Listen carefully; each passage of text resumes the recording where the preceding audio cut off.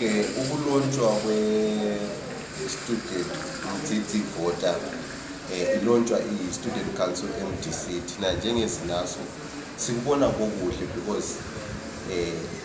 issue of solidarity la yabe important ezintweni lezi ngoba iZINASU ayingeke yathatha ama-moves ayo yodwa because iZINASU it's an umbrella board yama-students include ama-students abuya evela kuma-different political parties. Kukuhle labo njenge-student council bevela ku-MDC belontsha i-hashtag yabo eyabe mobilizer for their own reason for i-campaign yabo ya 2018. So thina njengeZINASU sibona kukuhle njalo siyakwelkama ngoba sikhalele futhi ukuthi ama-students participate endabeni zama-elections ngoba at the end of the day indaba zama-election yizo eziletha i-government yiyo e-create ama-policies ayiwo azagavena ilizwe and siyabe sikhalele ukuthi le position yom-student kuma-policy abe khona ibikhanyela.